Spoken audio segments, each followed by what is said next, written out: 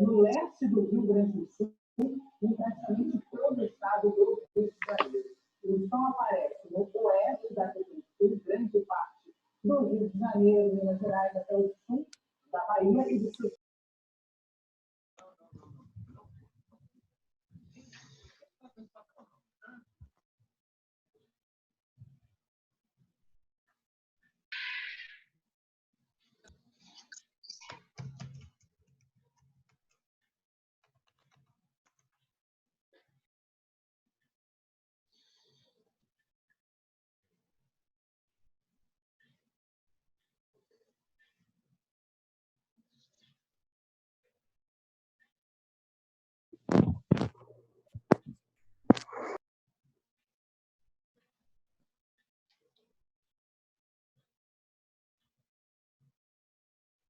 Bom, eu vou começando, tá? Porque senão, né, dentro daqueles 40 minutos, aí vai que a gente é interrompido novamente. Então, estava falando com o pessoal da farmácia antes do intervalo, e agora eu vou falar com todo mundo junto. De novo, né, eu estou gravando essa aula, e no final, amanhã, na realidade, né, eu vou disponibilizar isso na nuvem para vocês, mando o link, aí vocês, né, acessam a hora que vocês quiserem, tá? Então, a gente vai ter uma aula sobre processo inflamatório. Tá? Vamos lá. Processo inflamatório é uma forma do nosso organismo se defender de um agente de agressão, né? A inflamação, ela é necessária porque ela ajuda o nosso organismo a resolver uma agressão, seja ela por um micro-organismo, seja ela por um trauma, seja ela por uma toxina qualquer no tecido, mas o processo inflamatório, ele é um processo de resolução de problema. Tá? A inflamação, ela é necessária sempre que eu tenho um dano tecidual. Então, vamos lá. O que é inflamação? O que a gente chama de inflamação? Olhem essa imagem aí, ó. É uma mandíbula, eu já mostrei esse slide para vocês na aula de necrose, né, de morte celular. Ah, mas isso é uma mandíbula, é um abscesso causado por uma bactéria que é a cárie. Então, se você olhar para essa imagem, o que vai acontecer? Você vai conseguir perceber que eu tenho o quê? Alguns sinais característicos aí. Que sinais são esses? Então, olha aí, olhando aqui, eu posso bater o olho e falar, isso dói. Então, eu tenho dor. Eu posso bater o olho aí e falar, isso está inchado. Então, eu tenho dor e tenho edema. Eu posso bater o olho aí e falar, isso está quente. Dá para ver que está avermelhado. Então, eu tenho dor, eu tenho a vermelhidão, eu tenho calor, tá? Eu tenho inchaço, que a gente pode ver claramente, e tenho com certeza uma perda de função, tá? Porque esse indivíduo com esse abscesso de mandíbula, ele não vai conseguir, diga. Compartilha a imagem para gente. De novo? Mas a gente não está vendo. Agora Entrou? sim. Entrou, professor. Obrigada. Beleza? Então, vamos lá. O que eu tenho aí? Eu tenho um abscesso, que eu tenho dor, inchaço. Tem gente esperando na sala, peraí. Tenho dor, tenho inchaço, tenho vermelhidão, tenho perda de função. Dor, calor, rubor, tumor e perda de função. Tá? Então, só de olhar nessa imagem, eu já consigo ver um processo inflamatório aí. Então, olha só, o que é inflamação? Inflamação vem do latim que significa fogose, tá? Flogístico, queimação. Tá?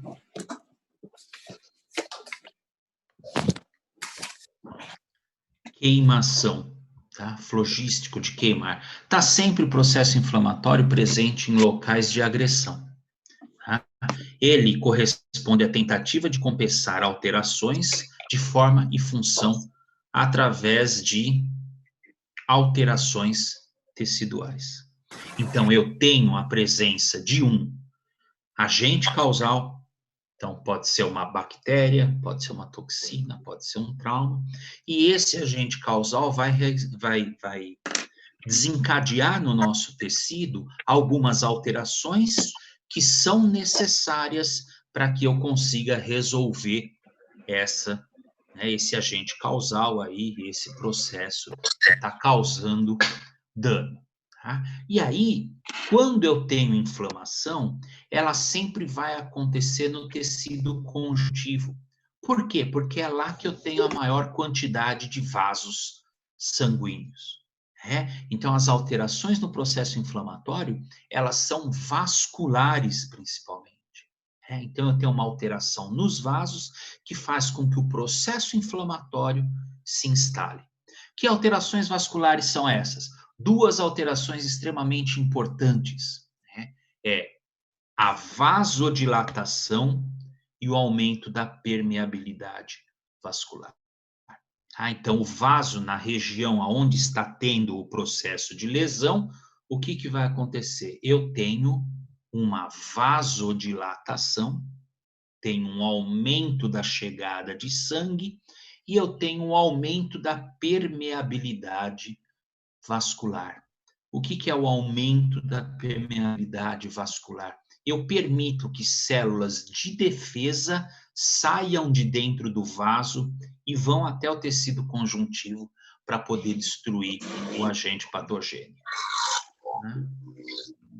Então, olha só. Este slide aqui, ele mostra o quê? Aqui embaixo, na parte de baixo do slide, em amarelo aí, em ocre, né, em cor de cobre, ele simboliza um agente agressor. Tá? Aqui, ó, eu tenho o vaso sanguíneo, então está do lado de fora do vaso sanguíneo, tá? E eu tenho o lado de dentro do vaso sanguíneo. Tá? Então, sempre que um agente agressor se instala no tecido, o que acontece? Eu começo a ter a liberação de substâncias que vão iniciar o processo inflamatório.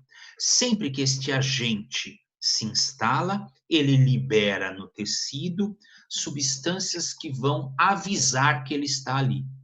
E aí, o que isso vai fazer? Essas substâncias vão causar uma alteração no tecido que vão se iniciar com o aumento do calibre do vaso. Então, o vaso aumenta de diâmetro, porque tem que chegar mais sangue aí nesse lugar.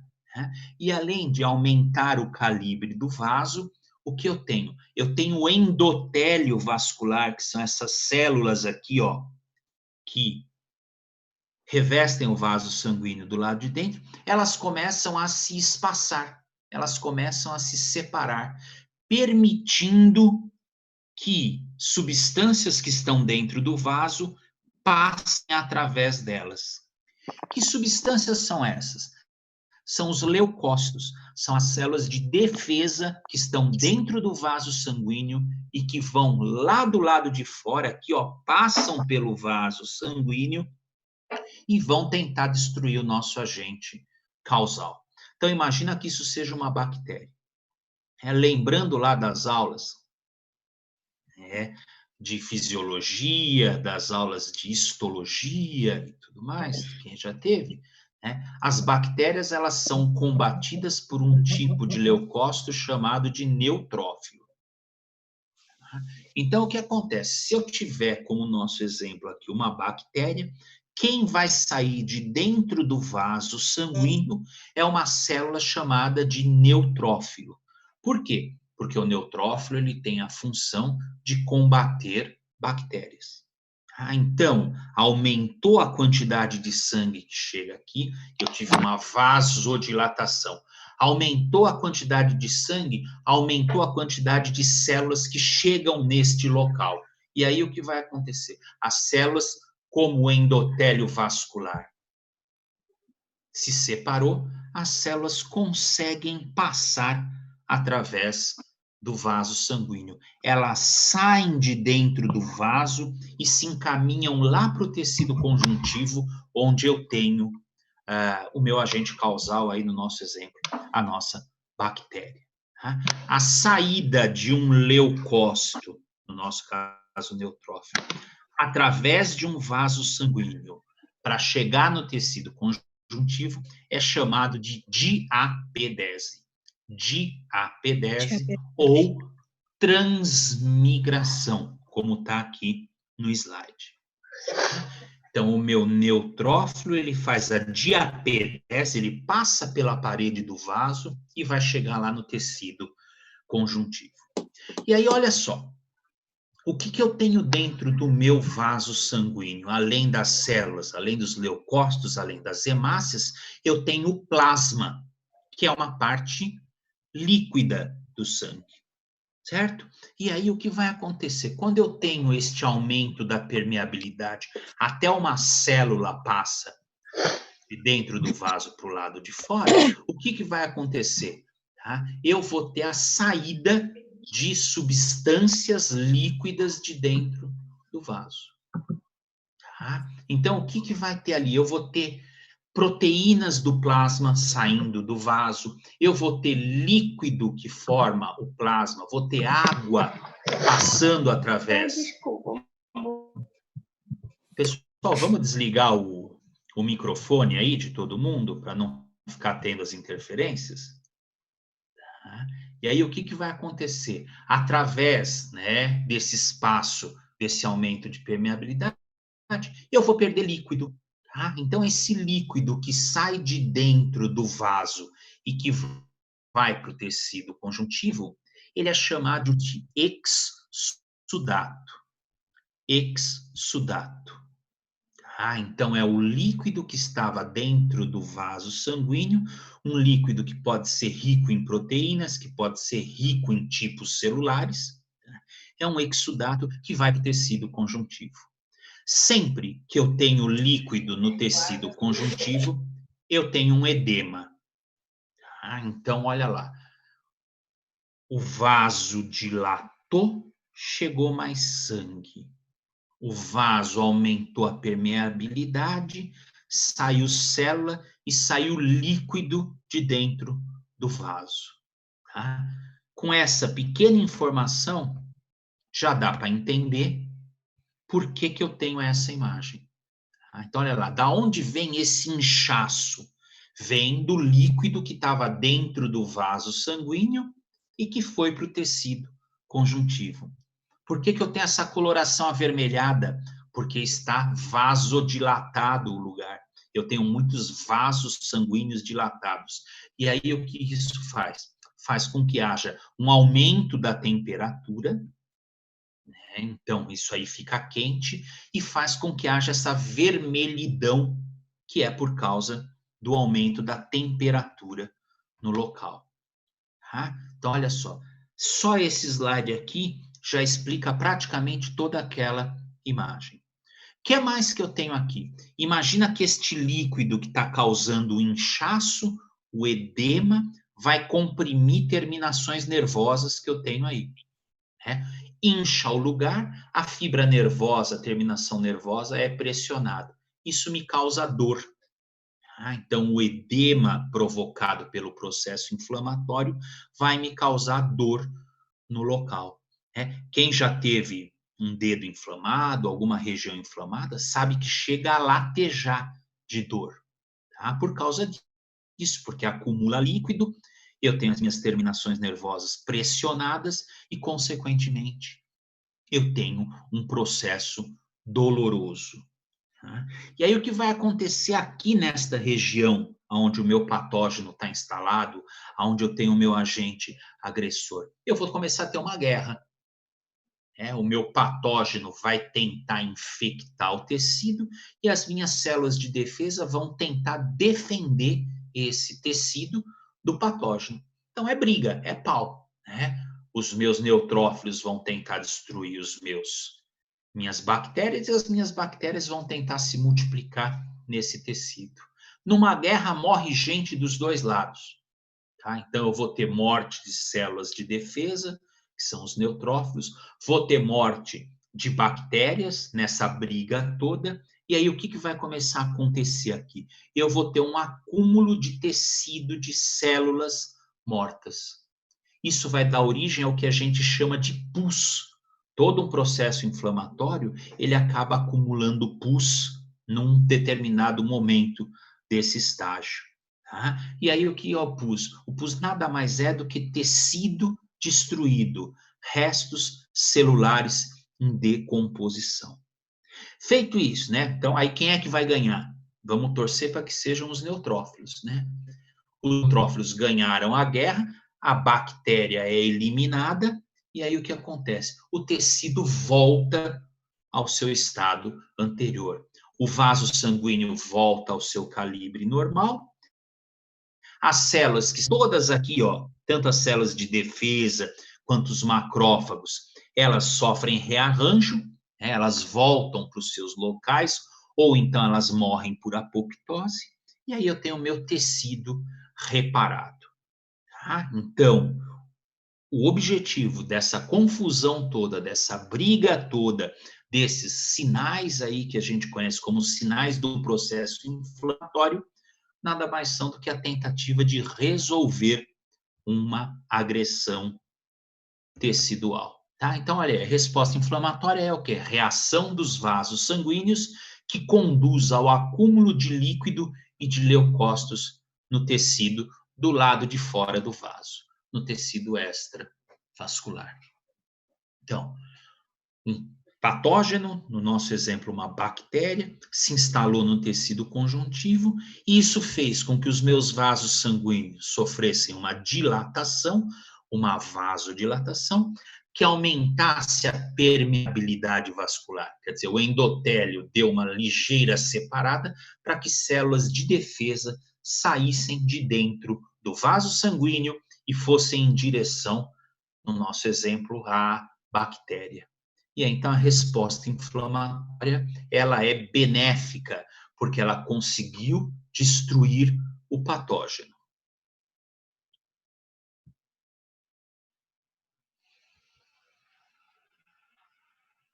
Vocês vão anotando as dúvidas de vocês, aí no final eu abro, tá?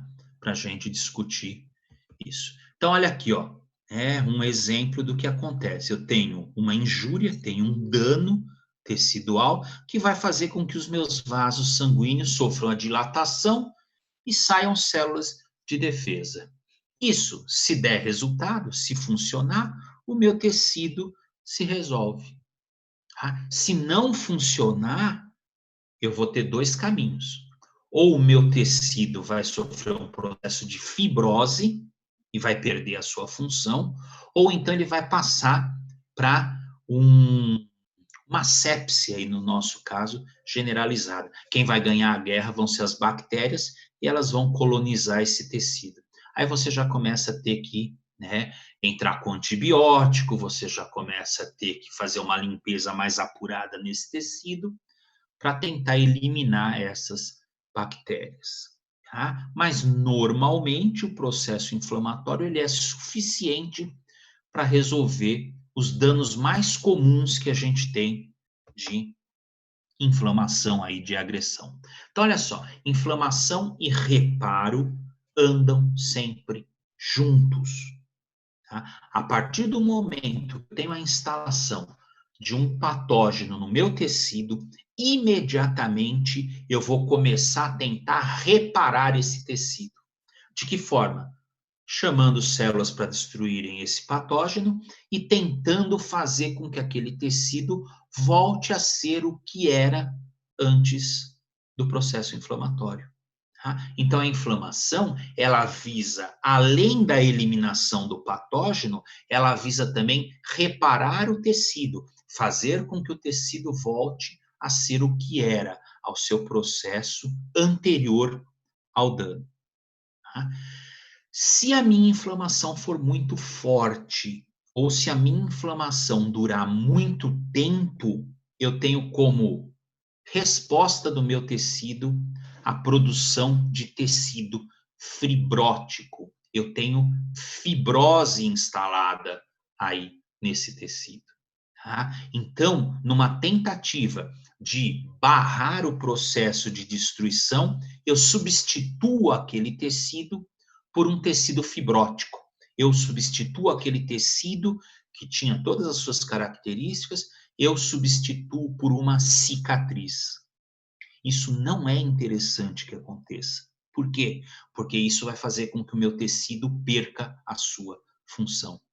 Inflamações crônicas que duram meses, que duram anos, elas tendem a causar dano no tecido onde elas estão instaladas. Tá? Então, é sempre interessante a gente prestar atenção nos processos inflamatórios. Se eles demorarem demais para se resolver por conta própria, é sempre interessante a gente fazer uso de medicamentos para tentar bloquear esse dano no tecido. Lembre-se, inflamação crônica causa fibrose tecidual, causa dano no tecido. A inflamação ela é positiva, ela tenta resolver o nosso dano tecidual causado por um patógeno, causado por uma toxina, causada por um trauma. Porém, se ela persistir por muito tempo no tecido, a coisa vai ser ao contrário. Tá? Além de ter o dano causado por patógeno, pelo trauma e tudo mais, o próprio processo inflamatório vai piorar a situação. E aí, isso vai fazer com que o meu tecido perca a sua função. Não é isso que eu quero. Eu quero que a inflamação repare o meu tecido e restabeleça as condições originais dele. Tá? Então, olha, que células estão envolvidas no processo inflamatório? Todas aquelas células que estão dentro do vaso sanguíneo. Então, dentro do sangue, a gente tem neutrófilo, tem monócito, tem eosinófilo, tem basófilo, tem plaquetas. Todas essas células, quando eu mexo no vaso sanguíneo, quando eu causo a vasodilatação, quando eu abro, permito a passagem de células através do vaso sanguíneo, eu tenho todas essas células envolvidas nesse processo. Lá no tecido conjuntivo, onde o patógeno está instalado, quem é que está lá? Mastócito, que são células que liberam a histamina, que é um vasodilatador. Fibroblastos, que são células que resolvem a destruição tecidual, eles recompõem o tecido. Os macrófagos, que são células que fazem fagocitose, e os linfócitos, que estão já no meu tecido, saídos lá do vaso sanguíneo. O que difere uma inflamação de aguda e de crônica? Em primeiro lugar, a gente diz que é o tempo. Tá? Então, dependendo da duração do processo inflamatório, eu classifico esse processo inflamatório em inflamação aguda e inflamação crônica. Então, se eu considerar tempo apenas, eu vou dizer para você o seguinte: uma inflamação aguda é aquela que se resolve em até 3 dias. Isso quer dizer que em 72 horas, se ela se resolver, ela foi uma inflamação aguda.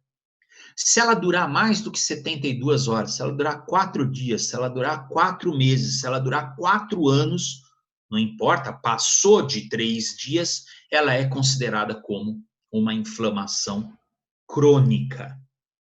Até 3 dias, se ela se resolver, a inflamação foi aguda. Ótimo. Resolveu, patógeno morreu, o tecido se rearranjou, o que você teve? Uma inflamação aguda. Se demorar mais do que 3 dias, a inflamação não é mais aguda, ela já passa a ser crônica. Tá? E aí eu vou ter outras células envolvidas neste processo inflamatório. Tá? E aí, o que vai acontecer? a minha inflamação crônica, ela já vai ser mais duradoura e pode causar maior dano nos meus tecidos. Tá, eu estou falando de tempo, eu estou falando de dias, eu estou falando de horas, 72 horas, 3 dias, 4 dias. Processo inflamatório não vem com um calendário junto para você saber há quanto tempo ele está ali. Tá? Então, o que, que acontece? Além do tempo, eu uso um outro critério, que é o seguinte: sempre que o meu tecido tem a presença de linfócitos, sempre que o meu tecido tem a presença de linfócitos, eu digo que o meu processo inflamatório é crônico. Sempre que o meu processo inflamatório apresenta uma quantidade razoável de neutrófilos, eu digo que a minha inflamação é aguda. Então, além do tempo, eu trabalho também com o tipo de célula presente no tecido que sofreu lesão. Se eu fizer uma biópsia, olhar no microscópio, tiver neutrófilo, mas não tiver nenhum linfócito, eu digo que a inflamação é aguda. Se eu olhar no meu tecido, se eu olhar ao microscópio e tiver linfócitos já, eu posso afirmar com certeza que aquela inflamação tem mais do que 72 horas e ela é considerada como crônica. Então, eu uso 2 critérios para classificar uma inflamação em aguda e crônica. O tempo que ela está instalada. Então, por exemplo, se você cortar o dedo hoje, você vai sentir dor, vai sangrar, e aí você vai saber que já começou um processo inflamatório aqui. Ele é um processo inflamatório agudo, porque está começando hoje. Então, você sabe que daqui a 3 dias ele tem que estar resolvido. Senão, ele vai passar a ser crônico. Tá? Se eu não sei quando é que aquele processo inflamatório começou, eu vou ter que lançar mão de ver quais são as células que estão presentes. E aí eu vou ter que ver se só tiver neutrófilo, eu digo que a minha inflamação é aguda. Se tiver, além de neutrófilos, linfócitos também, eu digo que a minha inflamação ela é crônica. Então, olha aí, a inflamação aguda, ela tem uma relação de tempo curta, né, uma duração curta, minutos, horas ou dias, com a presença de exudato líquido, que é aquele líquido que saiu de dentro do vaso sanguíneo, proteínas plasmáticas e neutrófilos. Inflamação aguda tem tudo isso aí. Mas o que fecha mesmo, o que é chave é isso aqui, ó, presença de neutrófilos. A inflamação crônica, eu já tenho uma duração maior, com a presença de linfócitos. Então, eu olhar aqui no tecido e ver que tem linfócito, eu posso afirmar que esse processo inflamatório ele é crônico. Além disso, como ele está há mais tempo para ser resolvido, né? Você imagina que a guerra dura um pouquinho mais tempo do que esperado, o que vai acontecer? Eu vou ter que dar alimento para os meus soldados. Eu vou ter que dar alimentos para os meus soldados. E aí, o que eu vou fazer? Eu vou aumentar a quantidade de vasos sanguíneos nesse local. Então, eu vou ter a presença de mais vasos sanguíneos para levar, além de mais células de defesa, levar mais nutrientes para eles. Isso aqui, essas fases da inflamação, eu vou deixar para explicar para vocês presencialmente. Tá? A gente consegue gastar um tempo muito maior nisso aqui e eu não vou perder o meu tempo agora, nesse momento. Eu vou deixar para falar nessas fases quando a gente estiver juntos lá na sala de aula. E aí, olha só. Esta imagem representa os 5 sinais cardinais do processo inflamatório. É a dor, o calor, o rubor, o tumor e a perda de função. 5 sinais cardinais que são característicos de qualquer processo inflamatório. Dor, calor, tumor, rubor e perda de função. Olha lá a mandíbula de novo, ó. Olha lá. dor, calor, rubor, tumor e perda de função. Os 5 sinais cardinais estão expressos nessa imagem. Dor, calor, rubor, tumor e perda de função. Perguntas, vamos lá. Ninguém? Nossa, que bom. Vou encerrar, então. Professor, Diga, Leandra. então, mesmo sendo uma inflamação aguda, vai passar pelos 5 estágios Vai ter os 5 sinais cardinais. cardinais. Vai ter. Em maior ou em menor, né? Não é todo o processo inflamatório agudo que fica desse jeito aí, né? Mas, por exemplo, se você for lá na cozinha agora e cortar o dedo sem querer, você vai ter esses sinais cardinais. Dor, calor, tumor, rubor e perda de função, tá? Professor. Isso é sinal característico. Diga, Fernanda. Fernanda que está falando? Valéria. Quem que é? Maria Luísa. Fala, Maria. Oi? No momento da inflamação, do reparo, a parte do tecido fibroso, eu não entendi muito bem a fibrose. No reparo. Se eu não conseguir resolver o meu processo inflamatório rápido, o que eu vou ter? Eu vou ter a produção de uma proteína chamada de colágeno, que vai cicatrizar o tecido, que vai reorganizar o tecido. Tá? Então, quanto mais tempo demora, maior é a quantidade de colágeno que é formado no tecido.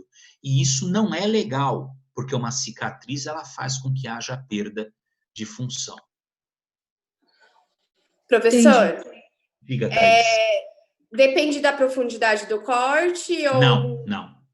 Hoje aconteceu comigo, eu cortei um dedo no vidro, mas foi assim, sangrou, mas foi um corte assim, não foi profundo. Tá, foi um trauma, mas não... Sim. Você já cortou o dedo com folha de papel sulfite? Não. Sem querer? Já, né? Quem cortou sabe o quanto dói. É um processo inflamatório, o corte é bem fininho, mas a dor é terrível, tá? Porque eu tenho tudo isso, pode não ser nem aparente, mas se sangrou, eu lesei vaso sanguíneo, eu causei trauma, eu fiz com que houvesse um início de edema, tudo isso acontece em maior ou em menor quantidade. Tá. Esse cara da mandíbula é um extremo, tá? É um extremo, porque ele demorou para ir até o médico e por isso que virou esse abscesso aí, tá? Mas qualquer lesão, ela é capaz sim de causar esses sinais todos aí. Professor, diga. O Bruno tá sem microfone, aí ele escreveu uma pergunta. Ele tá perguntando... Bruno escreveu, sem microfone. Alguém pede para ele ler o chat, por favor. Tá bom, tô lendo. E aí, qual que é a pergunta? Tá aqui, em casos de inflamação devido a agressões mecânicas, a presença de leucócitos no local é diferente de inflamações causadas por patógenos? Essa foi a pergunta. Professor, em caso de inflamação devido a agressões mecânicas, a presença de leucócitos no local é diferente? Depende. Depende da profundidade da agressão mecânica, tá? Se eu der uma pancada e tiver laceração vascular, se eu tiver o meu vaso sanguíneo rompido, eu vou ter o mesmo processo de chegada de leucócitos, eu vou ter o edema, eu vou ter a tentativa de reparar aí, não a morte de um patógeno, mas um trauma causado no tecido. Tá? Então, os meus leucócitos, as minhas plaquetas, todas as minhas células sanguíneas vão trabalhar na resolução daquele trauma que teve. E aí, como foi trauma, eu lesei tecido. Então, eu vou ter que ter macrófago tentando limpar esse tecido, eu vou ter tudo da mesma forma. Quem mais? Melhora o áudio para fazer perguntas. Sim, claro. Ele disse que sim, Gui. Professor, posso fazer uma pergunta? Dizer, Leandra? Não, é que lógico. O Guilherme perguntou se todo o processo inflamatório vai ter sinais cardinais. Foi aquela pergunta que eu tinha feito. Sim, exato, correto. Fala, Fernanda. Professor, quando há um abscesso e ele não fica exposto, que nem desse da mandíbula, assim, como que eu vou pergunto? Quando ele se encapsula, como o médico fala, tem encapsulação do abscesso, né? Seria um abscesso. Tá, o que aconteceu? O meu tecido conjuntivo construiu uma cicatriz em volta desse abscesso para evitar que ele se expanda. Tá? É uma tentativa de resolução. É uma tentativa de resolução. Mas aí quando há, que nem assim, quando há uma, como fala? Um canal, assim, quando tem, como posso explicar? Como se fosse uma fissura, sabe? Aí todo esse abscesso vai ter que ser drenado, né?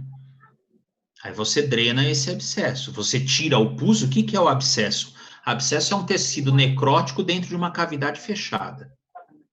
Mas aí quando a fissura é no intestino, eu teria que então fazer uma cirurgia no intestino para isso? Aí já não é um processo inflamatório, né? Aí já foge um pouquinho, né? É um abscesso causado por outro. Tá, mas sim, aí tem algum. Não, mas aí não é um processo inflamatório. Aí é um caso cirúrgico.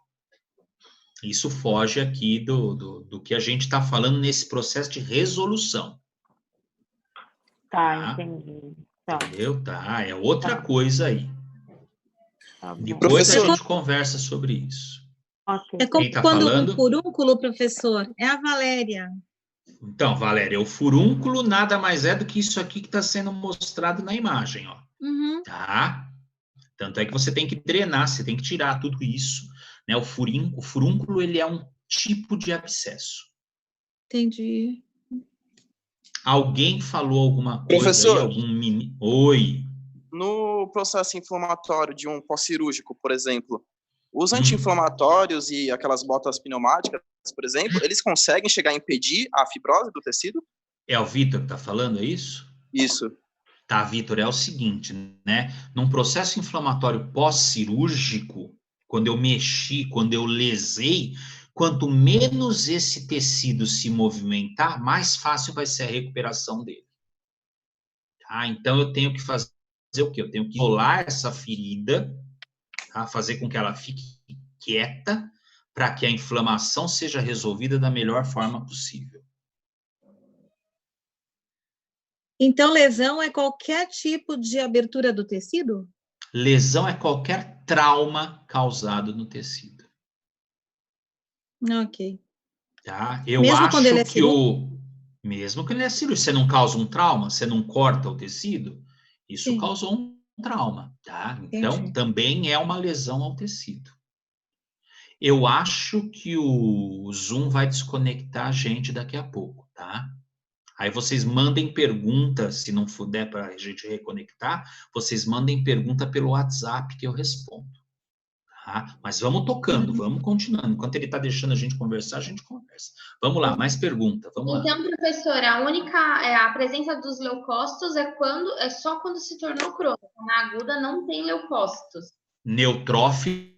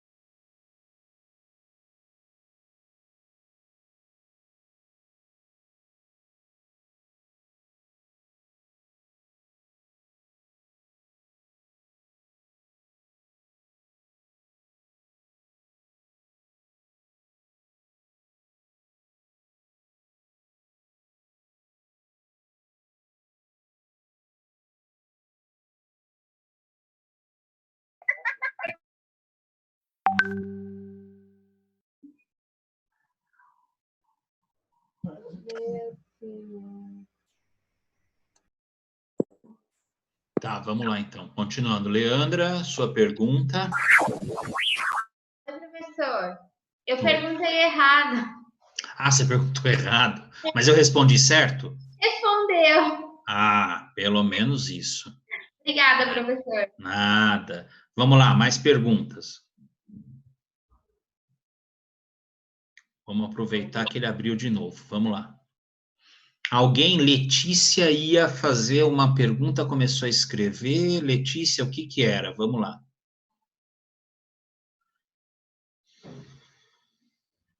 Letícia? Ela escreveu, professor, Cadê? no chat. Ah, meu Deus, vamos lá. Prof, me responde. Prof, essa questão dos dias para diferenciar crônica e aguda, vale para doenças também? Não. Não, isso é processo inflamatório. Nós estamos tendo aula de processo inflamatório, tá? Então, o que que acontece? Você tem uma hepatite aguda e uma hepatite crônica, a hepatite é um processo inflamatório. Então, eu consigo usar esse tipo de classificação, tá? Mas outras doenças crônicas, não. Que não sejam inflamação, não. Eu não consigo usar esse tipo de classificação para poder falar que uma doença ela é aguda ou crônica. Tá bom? Os parâmetros mudam. Quem mais? Obrigado, Professor, lindo. De nada, imagina. A quarentena faz milagre. Fala, Vitor, fala. O senhor explicou o que era exudato, né? Que é a saída de substância dos líquidos do plasma para o... Substância, exudato, ele pode ser plasmático, ele pode ser celular, tá? Nós temos os dois tipos de exudato. Exudato é a saída, né, de substâncias de dentro de um vaso sanguíneo. Quando o exudato ele é proteico, o que acontece? Junto com este líquido que saiu de dentro do vaso, que é o plasma, né, junto com este líquido que saiu de dentro do vaso, saem proteínas também. Então, eu chamo o exudato de exudato proteico. Quando saem células, eu chamo esse exudato de exudato celular. Tá? Normalmente, nos processos inflamatórios, eu tenho um exudato celular e proteico, porque o aumento da permeabilidade permite que saiam células e que saiam também líquidos com proteínas de dentro do vaso. Essa é a diferença dele para um transudato, por exemplo? Essa é a diferença para um transudato. Exatamente. Obrigado. Nada. Quem mais?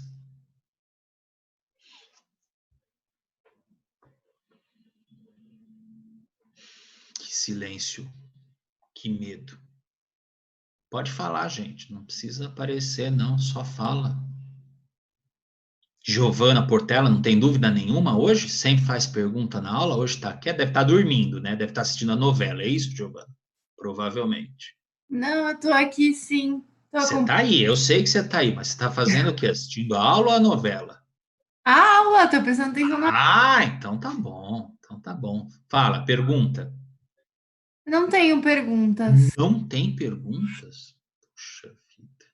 Tá certo. Ninguém mais tem pergunta? Vai, Leandra, faz essa pergunta aí que tá te corroendo. Por enquanto, não. Nada? Meu Deus do céu, que maravilha. Na hora que eu for estudar, eu vou ter. Mariane tá pedindo para entrar. Quem mais? Vamos lá, gente. Vamos aproveitar aí que tem esse tempinho ainda para conversar. Cadê o Kaique? Não está online? Deve estar ajudando o nosso. No chat, professor. Tem pergunta? Questão da relação das dietas com o processo inflamatório. O que tem? Existem alimentos que promovem inflamação ou o oposto?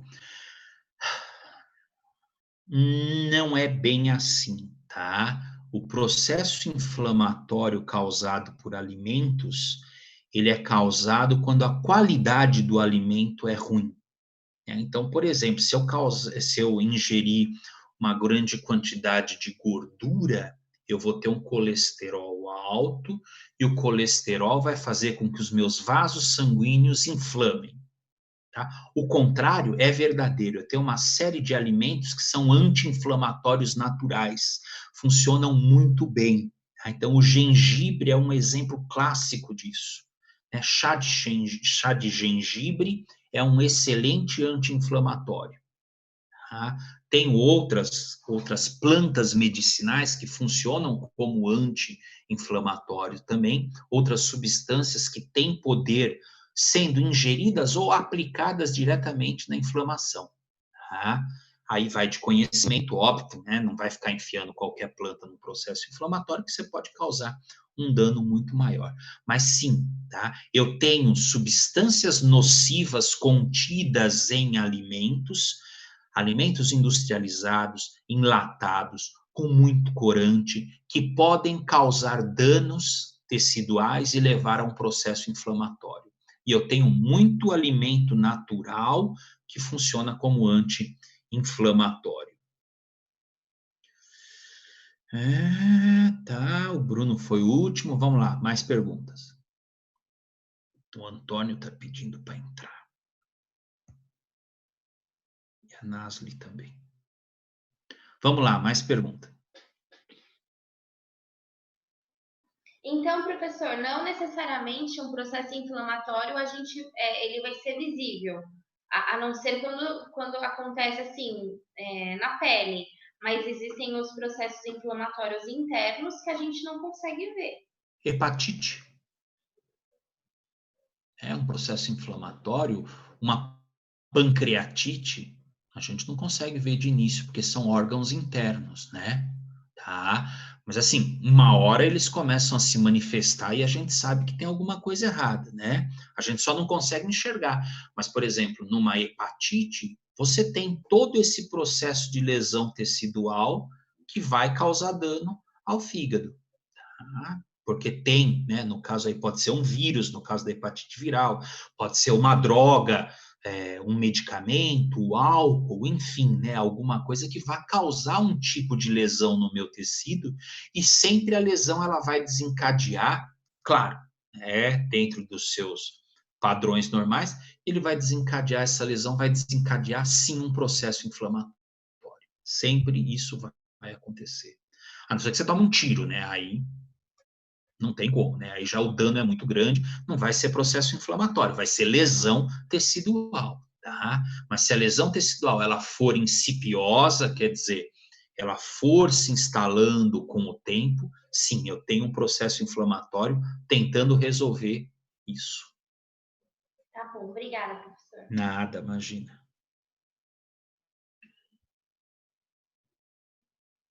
Quem mais? O Bruno fez outra no chat. Não tem ninguém no chat. Só o Bruno. Ele fez outra. Oh, meu Deus do céu, como esse cara pergunta. Como funciona essa relação exatamente? Que relação?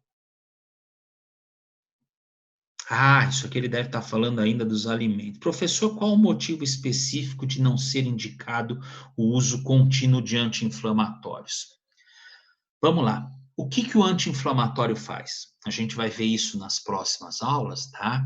Mas se a inflamação é uma coisa boa, é um mecanismo de defesa, por que vende a rodo o processo medicamento anti-inflamatório? Tá? Por quê?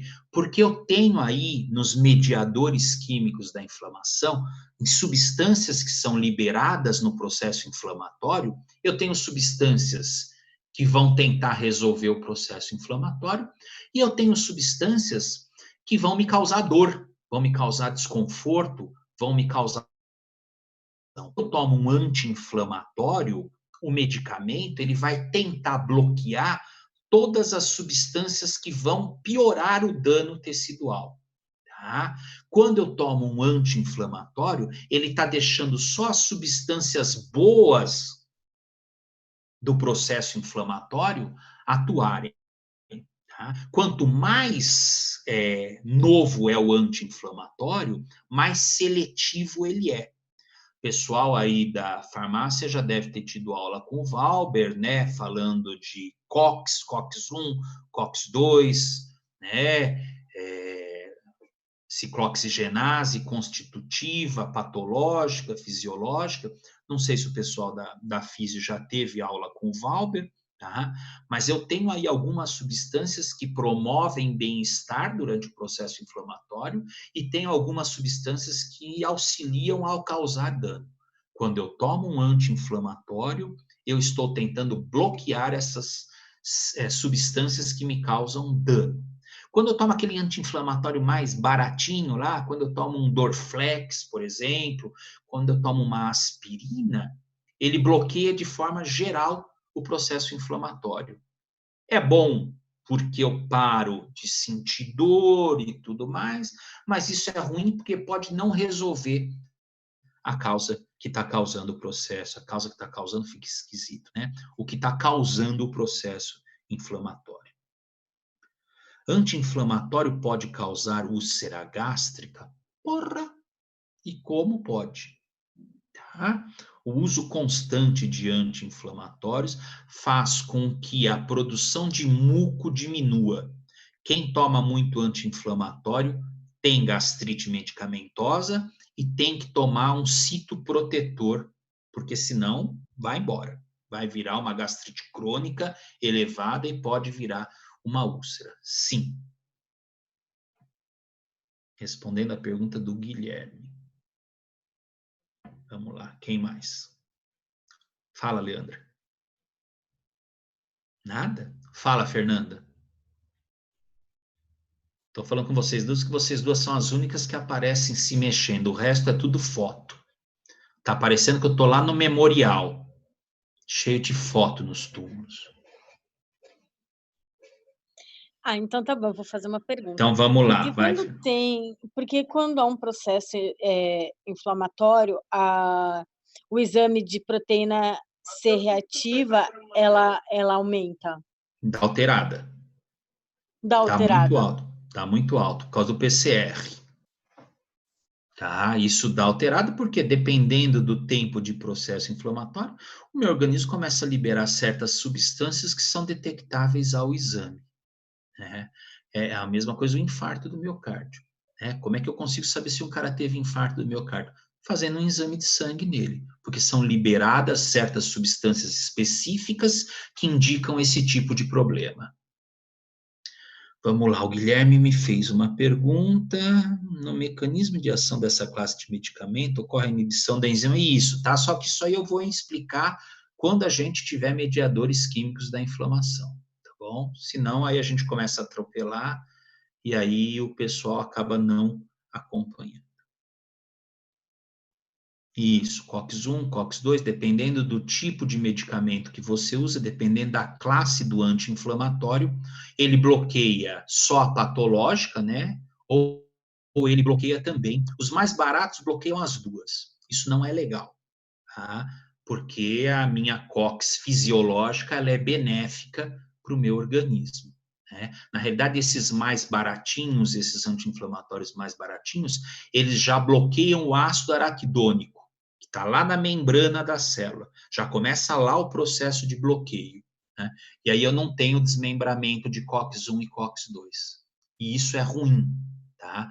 Porque ao tempo que eu destruo a COX, que é patológica, eu também destruo a fisiológica. E a fisiológica, por exemplo, é uma das causas que protegem o epitélio gástrico. Então, quando eu tomo um anti-inflamatório mais baratinho, com certeza eu vou ter aí um processo de gastrite aguda ou crônica, dependendo do tempo que eu vou levar. Vamos lá, Joana. Professor, o uso em excesso de anti-inflamatório apenas pode afetar o estômago ou tem mais algum outro órgão que pode ser afetado? Depende, o esôfago também ele pode ser afetado pelo uso de anti-inflamatório. Algumas substâncias presentes nesse medicamento de uso crônico podem causar alterações sistêmicas, tá? Mas isso em uso excessivo, né? As pessoas que abusam, né, vamos dizer assim, abusa de anti-inflamatório. Tem uma dorzinha aqui, ao invés de fazer um alongamento, tentar resolver isso, já vai lá e já toma um medicamento, isso é acumulativo, tá? E sem contar que você está pensando, se você considerar que você está tomando uma droga, porque o remédio é uma droga, tá? Isso vai te causar lesão hepática, com certeza. Para vocês terem uma ideia, 1.500 miligramas de Tilenol é capaz de causar dano hepático. A gente tem comprimido de Tilenol de 500 miligramas, 750 miligramas. Eu já vi gente tomando 3 comprimidos num espaço de 8 horas de 750 miligramas, porque não passava uma dor de cabeça causada por má postura. Então, vai ter lesão hepática nesse caso, com certeza, como outras alterações também. Perguntei justamente por causa do paracetamol, prof. E isso, Joana, paracetamol é uma bomba. Paracetamol é uma bomba. Paracetamol, para você ter uma ideia, paracetamol, ele causa lesão renal. Tá? Ele faz com que o rim pare de filtrar em excesso. Quando você usa muito paracetamol, óbvio, né? Ele faz com que você tenha débito de função renal. Tá? Isso é muito complicado. Paracetamol, precisa tomar muito cuidado. Tanto é que pacientes que têm alterações renais são proibidos de uso de paracetamol, porque piora ainda mais o processo instalado. Entendi, Fala, Joana. Obrigada. Nada, Joana, imagina. Quem mais?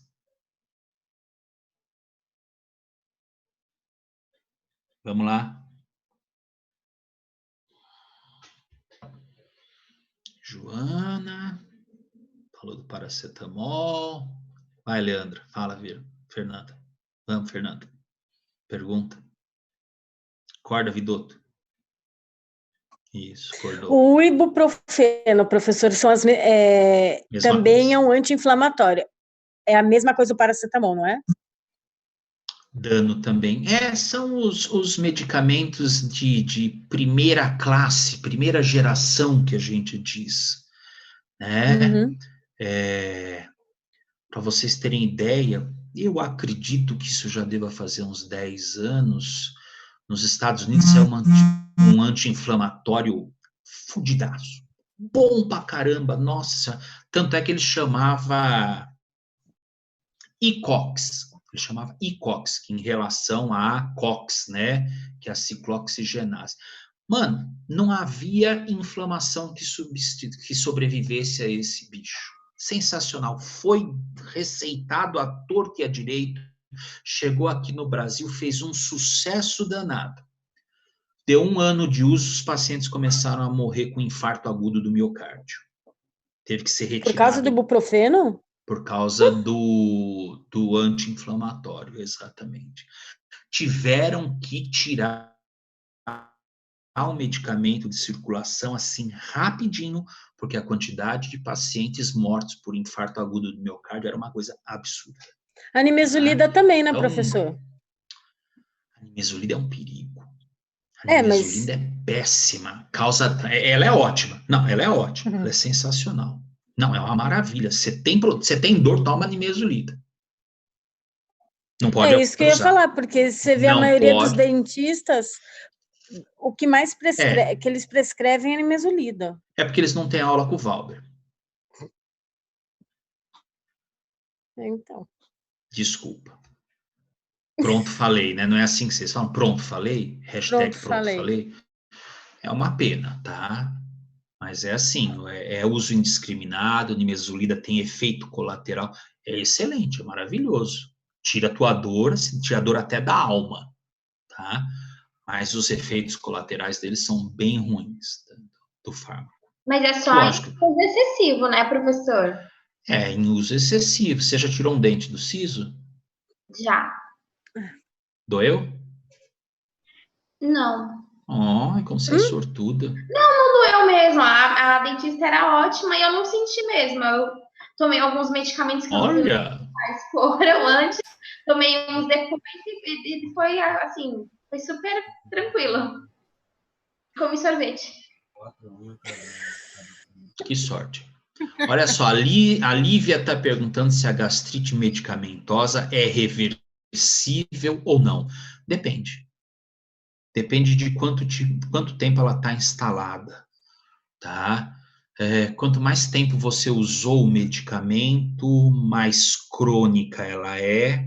A partir do momento que você tira o medicamento, ela pode demorar para voltar. Aí você tem que continuar tomando um citoprotetor. Tá?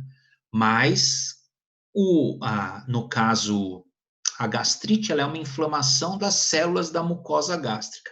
É epitélio. Né? Epitélio, ele acaba se renovando com uma certa facilidade. Então, reverte. Pode demorar um pouquinho, mas ela vai reverter se você não tiver associado a uma gastrite nervosa. Porque aí não adianta, né? A culpa não é só do medicamento, mas sim do excesso de produção de ácido clorídrico. De nada. Posso fazer mais uma pergunta? Claro. A questão do leite, eu li que ele causa inflamação das células. E aí, onde você leu na isso? matéria Na estava dizendo... Carícia? Não, professor, não foi. Foi a Ana uma Maria matéria Braga que sobre... falou isso? Não, eu nem assisto, nem dá tempo, professor. Nem tô em casa. Eu vi isso também, professor. Eu vi um documentário no Netflix. E eles fizeram... Não, calma, professora, é verdade. Eu tô calmo. Eles fizeram um estudo, eles pegaram um grupo de ratos com câncer, os dois grupos. Eles fizeram uso de leite e o outro grupo não fez, não ingeriu nenhum leite. E o grupo que fez uso de leite, as células cancerígenas se desenvolveram e os que não fizeram uso do leite estagnaram, não desenvolveram mais. Então, eles estavam falando que o leite causa-se, assim, causa-se... É ruim, né? É ruim. Causa inflamação de célula. Eu li que a explicação que... então. Comente, professor, não fica com essa cara. Eu tô esperando vocês gravarem essa minha cara para fazer um meme. E aí vocês me mandam, cada vez que fizer esse tipo de pergunta, eu ponho um meme com essa minha cara aqui. Simpático demais. Né? Nossa. Vamos lá, célula cancerígena com leite. Puta que pariu, é de cair o cu da bunda isso. Desculpem, mas é assim. O leite é uma substância,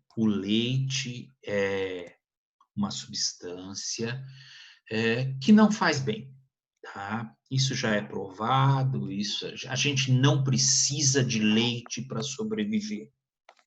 Qualquer mamífero, ele é desmamado logo depois que ele nasce, que passa pelo período de amamentação. Então, assim, o leite, ele é maléfico, sim. Não assisti o documentário da Netflix, vou assistir hoje, porque agora vocês abriram o meu interesse, tá?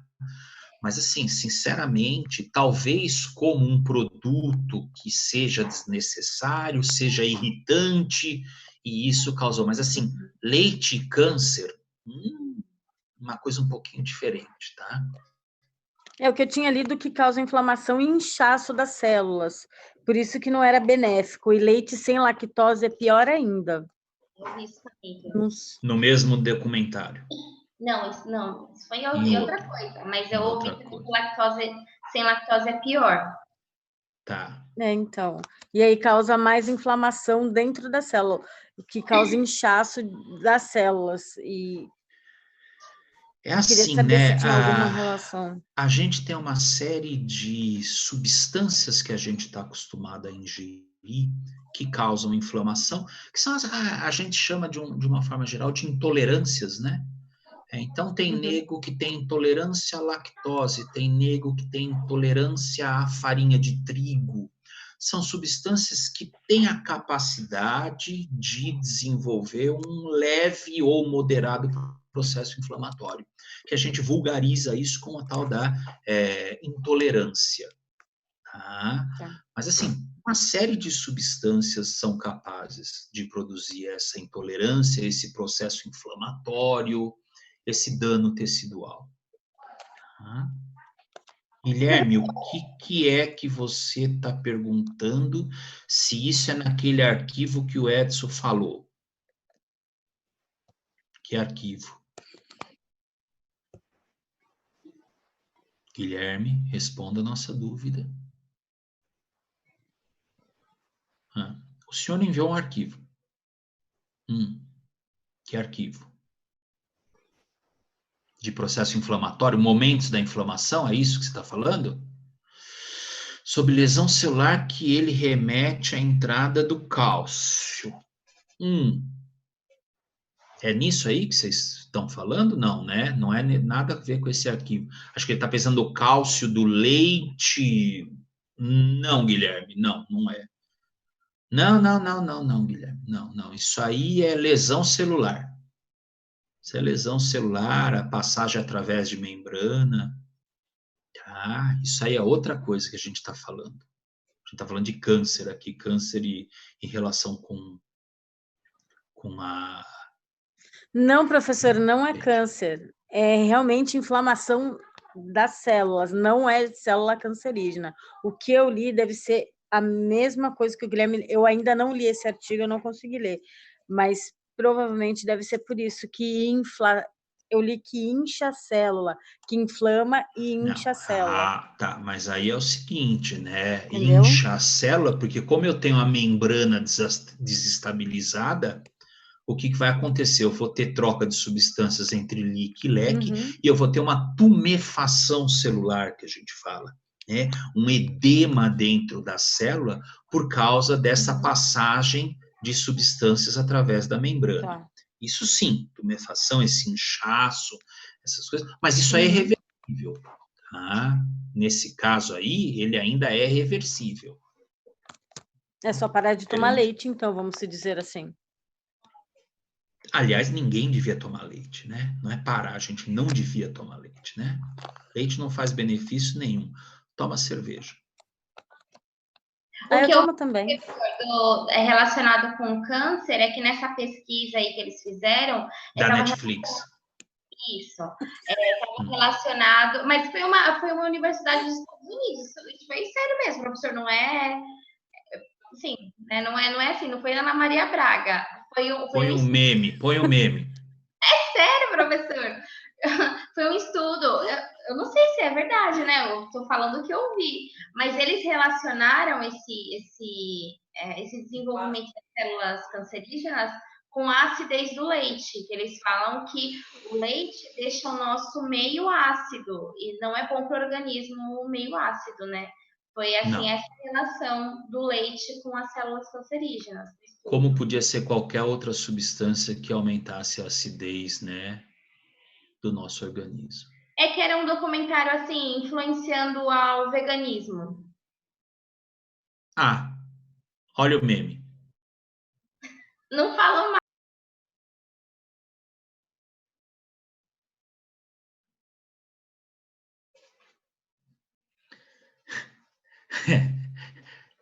Eu não vou entrar nesse assunto do veganismo. Tá explicado. Tá explicado porque que o leite causa câncer. Não sou vegana. Nem eu. Tá? Mas já entendi, então, qual é o objetivo do documentário. Já não vou mais assistir hoje, então. Vou assistir outra coisa. Vamos ver. Eu achei que tinha algo relativo, pois a reação de inflamação da célula, assim entendi. Que bom, Guilherme. Vamos lá, mais alguma dúvida? São 10h17. Ninguém? Letícia? A última questão, professor, então. Da nimesulida, então, professor, eu estou perguntando porque minha mãe faz bastante uso de nimesulida. Manda parar. Manda parar de usar. Manda. Tá? A nimesulida em excesso, ela tem danos colaterais muito graves. Tá? Alteração hepática. Tenta substituir a nimesulida por algum anti-inflamatório de menor potencial. Se ela usa bastante, ela deve estar acostumada, né? Não vamos dizer viciada, porque é um termo pesado, mas ela deve estar acostumada. E quanto mais ela usa, mais ela vai precisar usar, porque o nosso organismo ele acaba reagindo ao fármaco, se acostumando, precisando de doses cada vez maiores, né? Tenta, com muito tato, com muito cuidado, entrar com chá anti-inflamatório, alguma coisa para poder desmamar ela também, né? Ela não pode parar de tomar nimesulida, senão ela vai sentir uma dor tremenda, talvez não física, mas psicológica, tá? Ela não Estar usa, acostumada. não é nem crônico, assim, ela acordou com um torcicolo, por exemplo. Aí ela Vai lá e toma uma nimesulida, certo? Para você ter uma ideia, minha namorada, ela tem essa mania com dipirona. Dipirona, né? Então, mudou o tempo, toma dipirona. Ah, por que você está tomando dipirona? Ah, porque esfriou, vai dar dor, não sei, toma dipirona. E a gente sabe que a dipirona é uma das starts de uma leucemia, né? Que causa dano, causa lesão em medula óssea. O uso excessivo. E, assim, não deve ser tomado por qualquer motivo, tá? Como a nimesulida também não, como o Dorflex também não, tá? Porque eles têm um efeito colateral aí que não é nem um pouco benéfico. Tá bom, professor, obrigada. Certo, pessoal? Boa noite para vocês. A gente Boa noite, professor. se fala. Semana que vem, então, é feriado, mais um feriado, né? Como todos aí a semana inteira. Mas então a gente volta a se encontrar no dia 27/4. Certo? Alguém? Boa noite, boa noite. Todo mundo dando boa noite. Legal, boa noite, então, para todo mundo. Um bom descanso para vocês. E não esqueçam, lavem as mãos e não saiam de casa. Certo? Fernanda, lava a mão, você que sai de casa. Ah, bom. Ah, tá. Porque bom? não tem como não deixar de ir para a farmácia, né, professor? De jeito nenhum, com certeza não. Né? Dependemos de vocês que trabalham aí. Sim. Certo? Muito álcool gel. Tá bom, professor. Gente, Por dentro até... e por fora, né, professor? Por dentro e por fora, sem dúvida. Né? Eu tô comendo empatê já. Certo? Tchau, gente. Não Boa vou noite, sair de professor. casa, Letícia. Pode ficar tranquilo. Eu vou ficar dentro de casa. Ainda tenho cerveja aqui em casa. Tá bom? Gente, tchau. Beijo. Tchau, boa noite professor. para Boa todos noite. vocês. Tchau, tchau. Boa noite. Tchau. Documentário, professor. Tchau. Oi? Assiste o documentário. Não vou assistir o documentário. Essa você não me pega. Tchau pra vocês. Tchau. Aham, tá bom. Ó, Tchau, professor. ó o meme.